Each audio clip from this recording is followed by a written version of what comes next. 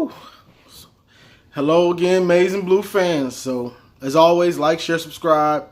Now, let's just get into what happened. So, Michigan played Maryland at home today. The game was rain delayed, but luckily it cleared up and we actually got to see most of the game, or all of it. I didn't get to see all of it down here. I'm in Florida. They cut us off for the Florida State-Miami game, but, it was over by that time. But Michigan won the game 42-21, and Shea Patterson had threw for 280, I want to say, 3 TDs. He had a pick, and Higdon ran for 100 and some yards. He had a lot of carries again, but his average yards per carry was 4 or something, so that's not bad. Gentry, I think, had 100 yards receiving. Shea spread the ball around pretty well today. And the defense played lockdown for the most part. But so let's just get into what really happened. So Michigan comes out, has a good drive, gets stagnant, punts. Maryland really couldn't do anything for the most part. And so Michigan scores. Maryland returns the kickoff. And then, it's just kind of back and forth. Michigan gets a field goal, and it was just a slow start. We're seeing these slow starts and penalties and things like that. Shea threw a pick, so we're coming out and it's taking us a while to just start clicking. But once because the defense had it together for the most part, pretty much all game. It's just the offense, whether it's Harbaugh going forward on 4th down. Harbaugh has to work on his 4th down calls. Teams know now that 4th down, we're going to go to Ben Mason. It's known. So he has to get, if we're just pounding the ball and they can't stop us, then give it to them. But as far as that, you got to mix up those calls. You have a mobile QB. So some of those calls, I would just come out on rollouts. Try the rollouts. And, if he doesn't have it, tell him. If you don't see it, go get it. We need 2 yards. We need 1 yard. Just go get it. But, yeah, so it's just stagnant starts, and it's killing us. Whether it's penalties and things like that, or Harbaugh gets in the rhythm of calling the same type of plays. One series I saw him 3 passes, then 3 runs. He doesn't mix it up. He gets stuck on one thing. Okay, I'm gonna pass. Okay, I'm gonna run. He doesn't mix it up like that. But you're seeing a stagnant start. This game was. We started slow, but we were never in jeopardy of thinking we were gonna lose the game, which is what we want. Definitely happy about that. I don't want to sit here and be worried about losing while I'm watching the game. But that's just what it was. But for the most part, it was injuries today. We had a lot of dudes that it seemed like they were gonna either hurt, or I know Nico Collins got a concussion protocol. DPJ was in concussion protocol. David Long was Hudson ran into each other, and David Long was on the sideline getting looked at. Then we had I'm not sure what the defensive lineman was. It Pooch? No, it wasn't him. I can't think of the D lineman's name, but he's liable to be out for a while because they actually brought the stretcher out for him and he was out. So right now it's just messed up that we're having to deal with all these injuries, and we're trying to get ready for Wisconsin. Our schedule it starts next week.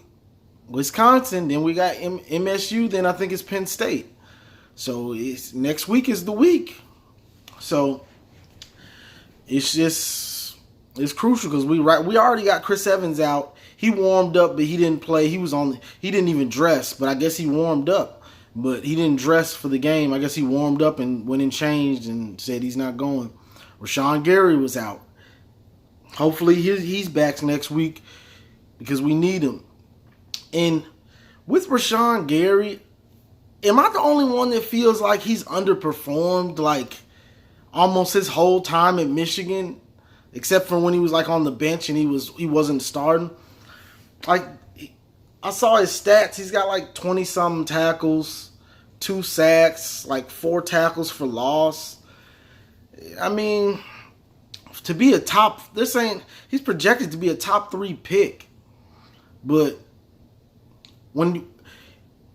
I think about it like this, when you were watching the game, did you ever feel like, man, that wouldn't have happened if Rashawn was out there? Because Uche, he's a beast. Uche is a beast. Honestly, I like the way our backup D linemen play. I know they're good enough to start, but I really like the way they play. It almost seems like they're hungrier, which I guess that comes from being on the bench. But whatever it is, I like what I see out of them. Like, I almost like them more than Rashawn Gary. That's just me being honest and watching the games. Like, I see Rashawn Gary rush the passer, come around the edge, but he doesn't sack him most of the time. He gets there a second too late.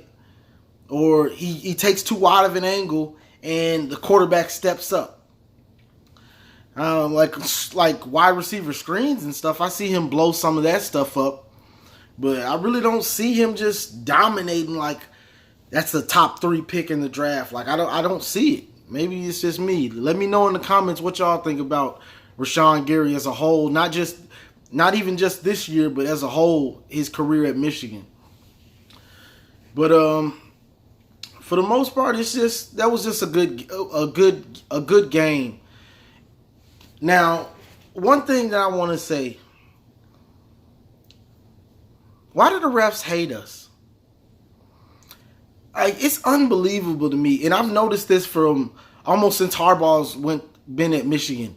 Do you know today was the first game this year where we got a holding call, an offensive holding call called for us, so we're on defense. The first time, all the sacks we get, all the pressures, the first holding call. That's just cheating.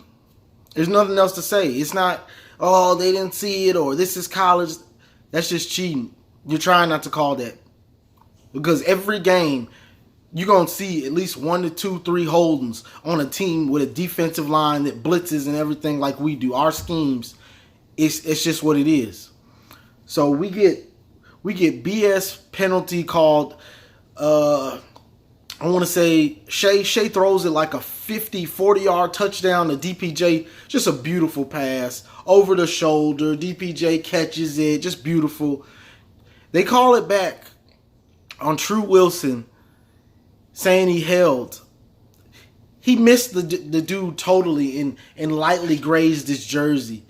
You know when it's because the announcers normally don't want to get on the talk about the refs making a bad call. They were just like, that's a phantom call. That's almost as bad as the call last week.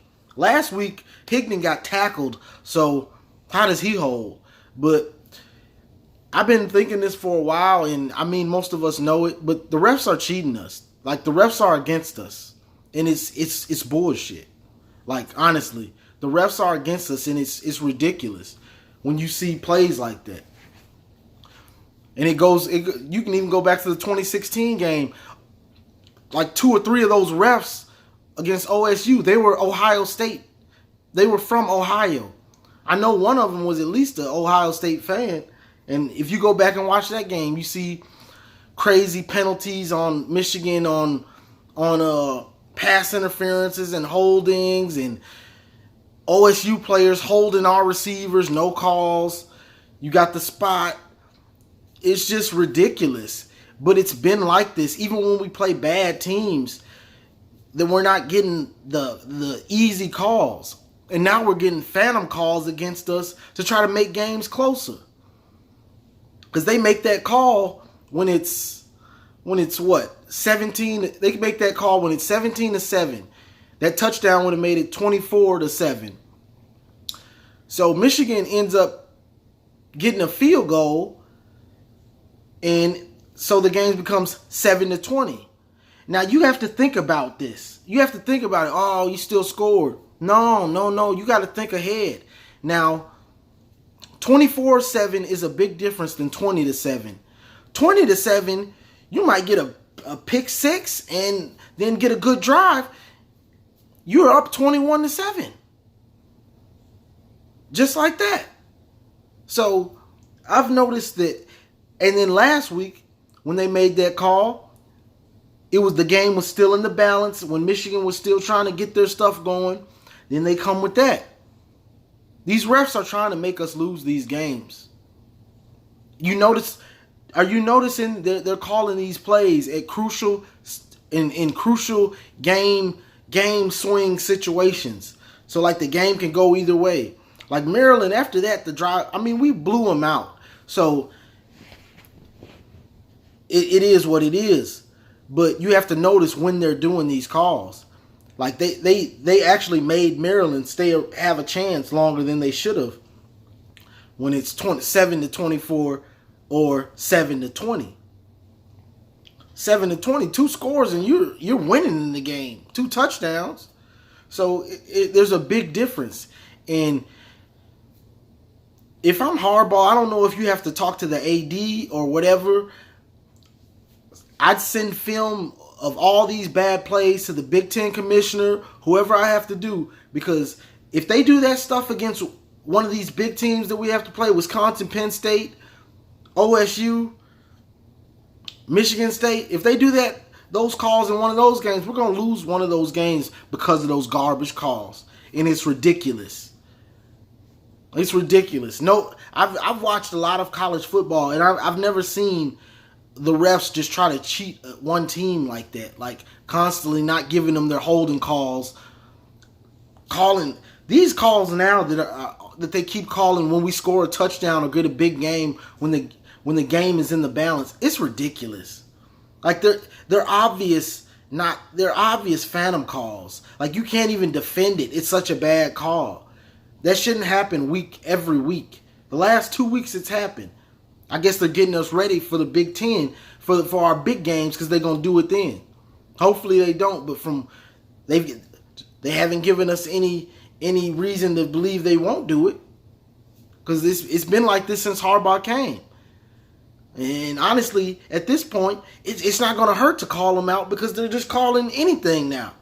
So I call them out. I'm going to call them out. Why not? It can't hurt. But it's ridiculous. We got to play through it. I guess we don't have any choice but to play through it. The refs want to cheat us, so I guess we got to play through it. And to the Michigan team credit, they are playing through it, because the calls are ridiculous. But besides that, Shea looked good. Made a mistake. The one thing I say I like to see Shea do is be more decisive on when he rolls out the pocket and starts scrambling. Like, be decisive. Make the choice quick. I'm gonna run. Like he leaves yards on the field trying to just running sideways and trying to see if receivers are gonna get open, when he could just take that little 3, 4, 5 yards and move on to the next play.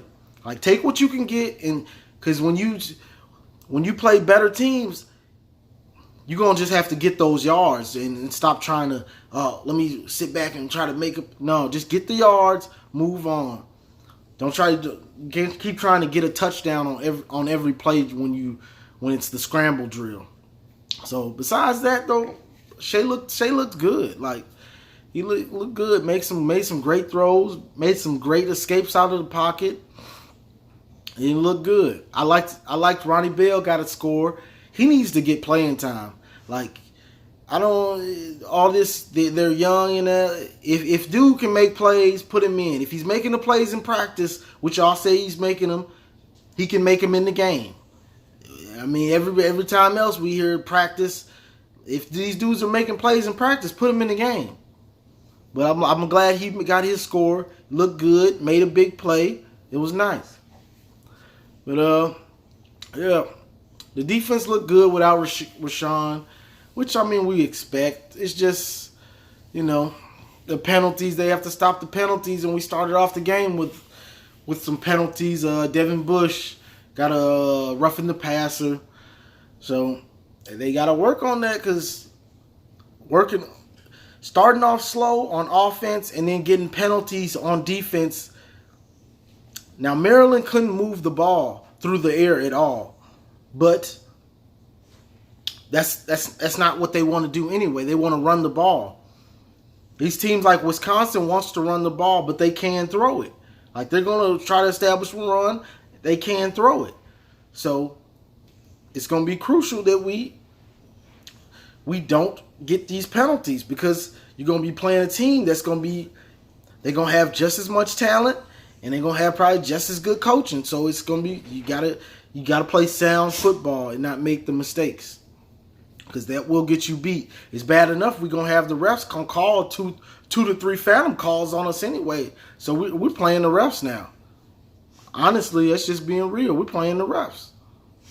But it's a pretty good game.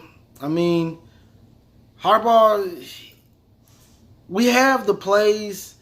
It's just Harbaugh really doesn't know how to call a good game as far as pass. It's just 3 passes, 3 runs, 5 runs, 1 pass. There's no consistency to the rhyme and reason. It's just, it gets predictable. He does predictable play calling. But in that 4th down, that was just super predictable. But we got to win. So I'm happy, but it's like, okay, here we go. We got 3 games in a row against good teams. Michigan State lost to Northwestern. What does that tell you? Last week we struggled with Northwestern. Those boys can play. That's what I'm trying to tell people. Like, so we're gonna see how everything goes. I'll do a video probably Wednesday, probably a little bit earlier, to talk about everything that's going on with Wisconsin, because this is a real team. So I'm gonna try to go a little more in depth on what we're gonna see from them besides the run, because we know they're gonna run the ball. And they've got one of the best backs in Taylor in the country. He's a stud. So we're going to have to try to contain him.